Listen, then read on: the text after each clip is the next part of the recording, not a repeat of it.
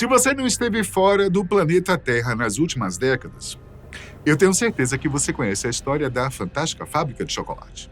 Essa narrativa surgiu no livro infantil Charlie e a Fábrica de Chocolate, escrito por Roald Dahl em 1964. Foi adaptada para o cinema pela primeira vez em 1971, em Willy Wonka e a Fábrica de Chocolate, dirigido por Mel Stewart. Ganhou uma nova versão em 2005 em A Fantástica Fábrica de Chocolate, dirigida por Tim Burton, e mais recentemente no musical Wonka, estrelado por Timothée Chalamet e dirigido por Paul King. Ou seja, já faz 60 anos que essa história é publicada, encenada, representada em teatros e filmes ao redor do mundo. É praticamente impossível encontrar alguém que não a conheça. E isso não aconteceu por acaso. A trama é absolutamente envolvente. Os personagens complexos, intrigantes e o mundo ao redor desta fábrica é absolutamente extraordinário. Nas adaptações do cinema, os cenários são simplesmente deslumbrantes, coloridos, interativos e grandiosos. A atuação do elenco é sempre primorosa, e isso faz com que tudo que está sendo vivido seja estranhamente real. Parece até que, de alguma forma, nós podemos fazer parte daquilo. Enfim, são trabalhos incríveis e inesquecíveis. Mas, como você deve imaginar, nem tudo são flores, ou, neste caso, doces e chocolates. A história por trás dessa narrativa possui vários elementos sinistros, desde o livro, sua versão original, até o último lançamento dos cinemas. E é isso que nós viemos mostrar para vocês. Vamos te apresentar os segredos dos bastidores, as polêmicas, curiosidades e teorias relacionadas a Charlie, Willy Wonka e a Fantástica Fábrica de Chocolate. Você não vai querer perder, não? Vamos começar falando sobre um dos aspectos mais interessantes. Ao contrário do que a maioria de nós acredita, o filme clássico de 1971 não foi gravado nos Estados Unidos, mas na Alemanha, e principalmente na cidade de Munique, para que os custos de produções fossem menores. Isso produziu vários fatos curiosos, mas também escancarou vários aspectos de uma realidade sombria. Alguns atores e atrizes mirins, como Julie Dawn Cole, que interpretou a antipática Veruca Salt, tiveram que viajar sozinhos para a Europa por quase 3 meses para participar das gravações. É claro que havia pessoas dedicadas a cuidar deles na equipe, especialmente durante as viagens e filmagens. Mas o fato de não ter um adulto ou familiar os vigiando o tempo todo, como no quarto do hotel, fez com que eles vivessem um sonho digno do filme, Esqueceram de Mim. Eles usavam o serviço de quarto à revelia, testaram basicamente tudo que estava disponível no cardápio e jantavam sobremesas em diversas oportunidades, como se todas as guloseimas distribuídas no set não fossem suficientes. Mas a principal consequência de levar as gravações para a Alemanha foi muito mais surpreendente e assombrosa do que as traquinagens do elenco mirim. Como todos sabem, os Oompa Loompas, os trabalhadores da fábrica, eram seres pequenos vindos de uma terra distante. E daqui a pouco nós vamos falar mais sobre isso. Mas naquela época, a forma mais fácil e barata de representá-los era com atores com nanismo, que se encaixavam com muita facilidade na descrição dos personagens. O problema é que a produção simplesmente não conseguia encontrar pessoas com estas características na Alemanha. O motivo? Durante os eventos que antecederam a Segunda Guerra Mundial, incluindo a ascensão de um certo líder autoritário, a maioria das pessoas que possuíam algum tipo de deficiência física, incluindo o nanismo, foram eliminadas simplesmente por não estarem de acordo com o padrão estabelecido pelo regime. Por isso, a maioria dos atores que representaram os Oompa Loompas na película de 71 eram de outros países, como Inglaterra, Malta e Turquia, o que significava que nem todos falavam inglês fluentemente. Por isso, eles não conseguiam decorar e cantar as canções que são performadas ao longo do filme. Se você reparar, é possível identificar que, em vários momentos, os lábios de alguns atores não estão sincronizados com o que está sendo dito. E agora você conhece o motivo para ter acontecido isso, não? Outro aspecto triste que envolve os Oompa Loompas, que foi compartilhado por um dos atores, Rusty Goff, é que as novas tecnologias acabaram tirando as oportunidades que os atores com nanismo tinham para representar personagens em obras de fantasia, como goblins, robôs e elfos. Ele mesmo chegou a trabalhar com alguns papéis em franquias como Star Wars e Harry Potter. Mas com o passar do tempo, foi difícil competir com a tecnologia possibilitada pelos softwares de edição. No filme de 2005, dirigido por Tim Burton, os Oompa-Loompas foram representados por um ator com nanismo, o queniano Deep Roy. No entanto, foi utilizado apenas um ator literalmente, que foi multiplicado em cena graças à magia da edição, o que é um feito incrível, mas acabou tirando a oportunidade de várias pessoas. Já na versão mais recente, Wonka, o Oompa-Loompa foi representado pelo galã de Um Lugar Chamado Notting Hill, Hugh Grant, que não tem nanismo, mas foi encolhido na pós-produção. O fato foi bastante criticado, especialmente porque isso aconteceu em uma obra em que os pequenos trabalhadores ganham um pouco mais de destaque. Talvez por isso mesmo precisaram ser substituídos por alguém com a fisionomia padrão lamentável. Outra característica interessante da primeira versão do filme é que, por conta do baixo orçamento, o diretor Mel Stuart precisou ser bastante criativo, mas ele também foi ajudado pelo talento da equipe e o elenco. Muitas coisas inusitadas foram produzidas a partir disso. Algumas foram essenciais para o sucesso da obra, outras não deram tão certo assim. Começando pela cena icônica da apresentação do personagem Willy Wonka. Ao final do concurso oferecido pelo proprietário da fábrica de chocolate, as 5 crianças que encontraram um bilhete dourado em uma barra de chocolate Wonka estavam esperando ansiosamente para conhecer a indústria e receber o seu tão sonhado prêmio, o fornecimento gratuito de chocolates e doces para o resto de suas vidas.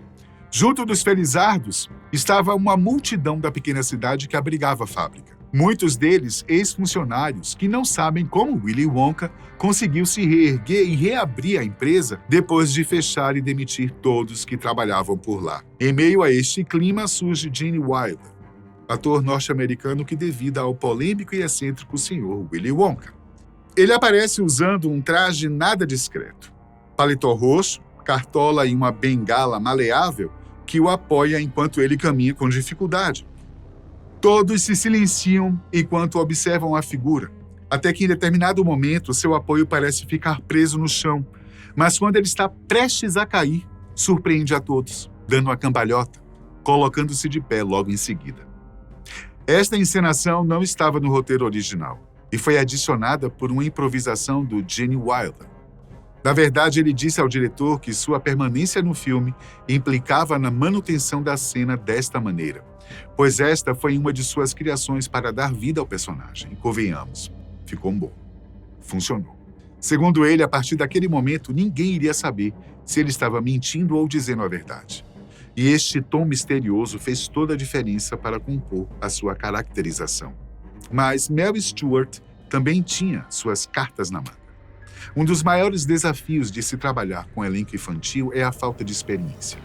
E isso, aliado ao baixo orçamento e às gravações em território estrangeiro, poderiam fazer com que o filme fosse um completo fracasso, pois seria praticamente impossível estender as gravações por muito tempo. Sabendo disso, Stuart decidiu esconder algumas informações do elenco para captar reações reais, espontâneas. Uma dessas informações era justamente o cenário. Quando as crianças ficam maravilhadas e deslumbradas ao chegar no interior da fábrica, não é porque elas estão simplesmente encenando, mas porque estavam vendo tudo pela primeira vez. Então a reação de felicidade é autêntica. Por isso, é tão fidedigna. O medo que elas sentiram quando estavam passando por aquele túnel escuro, ou quando se assustavam com as reações exageradas de Gene Wilder, também era real, já que Stuart pedia que o ator fosse contido durante os ensaios, mas liberasse toda a energia durante as gravações. Por falar em improvisação, e se eu te disser que a cena final desse filme de 71 foi escrita em menos de 2 minutos? É isso mesmo. No roteiro original, escrito por David Seltzer, a trama se encerra com Wonka, Charlie, o garoto vencedor, e Joe, seu avô, voando em um elevador de vidro em alta velocidade. Antes de desaparecer, Joe grita "Yuppie!" e eles saem do campo de visão do espectador logo em seguida. A cena foi escrita dessa maneira, pois é exatamente assim que o livro de Roald Dahl termina. Várias coisas precisaram ser adaptadas para fazer a transição da literatura para o cinema, mas Seltzer quis ser o mais fiel possível à obra original. No entanto, Mel Stewart, que nunca havia gostado daquele final, decidiu reformular tudo durante os últimos instantes de filmagem, pois só ali ele teve a certeza de que aquilo não iria combinar com tudo que fora gravado até então. Então ele ligou para o roteirista que não estava no set e pediu que ele reformulasse a cena naquele mesmo instante. Seltzer pensou por cerca de 1 minuto e meio enquanto a chamada ainda estava ativa e ofereceu uma solução. Os três iriam observar o chão desaparecer sob seus pés e Willy Wonka iria anunciar a Charlie que a fábrica de chocolate seria dele e diria: "Mas Charlie, não esqueça do que aconteceu com o garoto que conseguiu tudo o que queria." O garoto assustado pergunta o que acontece e Willy diz: "Ele viveu feliz para sempre." Depois de alguns segundos, que pareciam eternos naquele momento, o diretor respondeu dizendo que adorou a ideia e este se tornou o final oficial da obra. Mas nem tudo foi um absoluto sucesso no filme, a começar pela bilheteria. Apesar de ter custado apenas $3 milhões, o que é muito para nossos padrões, mas pouco para a indústria cinematográfica, a versão de 71 só arrecadou cerca de $4 milhões ao final de sua exibição original. O filme foi elogiado pelos críticos e até recebeu algumas indicações a prêmios importantes, mas só foi reconhecido muitos anos depois, quando se tornou um clássico cult. Além disso, a execução do filme só foi possível porque ele foi patrocinado pela Quaker, aquela mesma da aveia. Na época, eles estavam querendo se lançar no mundo do chocolate e seu principal produto era a barra Wonka. Foi por isso que o título original Charlie e a Fábrica de Chocolate foi substituído por Willy Wonka e a Fábrica de Chocolate. No entanto, o investimento foi um fracasso. Além do pouco sucesso de bilheteria, as barras de chocolate derretiam com muita facilidade nas prateleiras, o que fez com que as vendas se tornassem mais um fiasco. As gravações também tiveram seus problemas, a começar pelos cenários que eram lindos, mas perigosos e difíceis de se manter. Muitos contam que, por ter várias coisas comestíveis, incluindo a cascata, que provavelmente era de chocolate real, havia um cheiro podre constante, pois os alimentos estragavam com certa facilidade. Além disso, alguns elementos, como a xícara com formato de flor, usada por Willy Wonka, não eram comestíveis. E isso era extremamente perigoso. Nesse caso, por exemplo, elas eram feitas de cera e o ator tinha que esperar até o fim da tomada para poder cuspi-las. Caso contrário, teria o risco de ter algum tipo de intoxicação. Por falar nisso, na cena em que o elenco está no carro e uma espuma densa é jogada sobre eles, foi usada espuma de extintor, mas o que os produtores não sabiam é que esse tipo de material é tóxico e vários atores precisaram ser hospitalizados depois de desencadearem reações alérgicas. As polêmicas não param por aqui, não. Você se lembra que eu disse que iria voltar no assunto dos Umpa-Lumpa? Pois bem, na história original escrita por Roald Dahl, os trabalhadores da fábrica, em sua maioria brancos, foram demitidos e a indústria foi fechada, como se tivesse passado por um processo de falência. No entanto, depois de algum tempo ela voltou a funcionar, mas ninguém foi contratado para trabalhar. Como isso foi possível?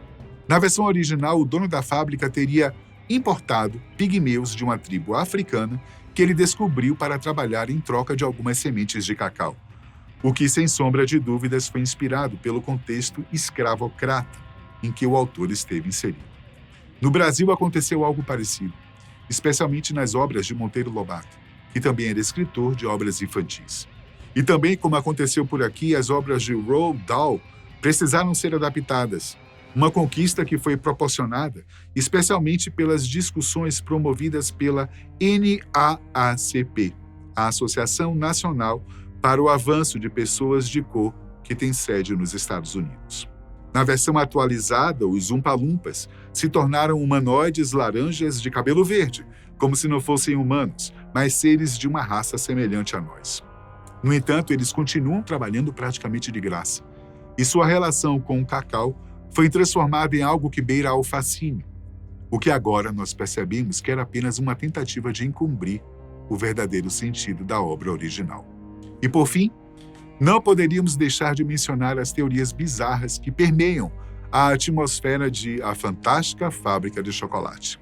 A principal delas diz que Willy Wonka não era apenas um empresário solitário, sonhador e altruísta, e que suas verdadeiras intenções não eram ajudar as crianças, mas usá-las como parte do seu ingrediente secreto, que é o real motivo por trás do sucesso de seus produtos. Entenderam onde é que eu quero chegar, né? No filme de 71, Willy Wonka parece saber exatamente qual é o ponto fraco de cada criança. E pouco a pouco elas vão sucumbindo, desaparecendo, deixando de acompanhar o grupo pelo tour. Em um dos exemplos, Augustus Gloop, que era o mais guloso, cai no rio de chocolate e é sugado por um tubo.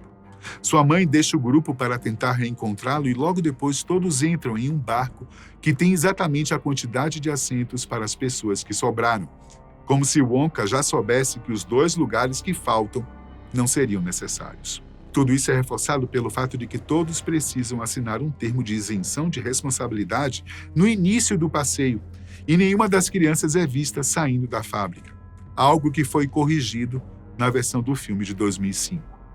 Mas no primeiro filme, até o próprio Charlie quase se torna uma vítima, depois de beber um refrigerante que não devia.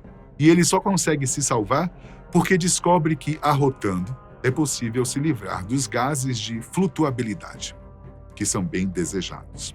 Bizarro, né?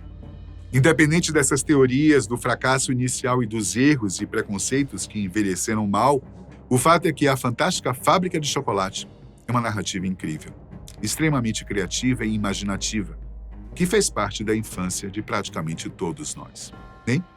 Quem nunca sonhou em experimentar aquelas invenções malucas? Poder andar por uma fábrica feita inteiramente por doces ou mesmo encontrar o tão sonhado bilhete dourado em uma barra de chocolate. Quando eu era criança eu já procurei, não vou negar não. Até a próxima.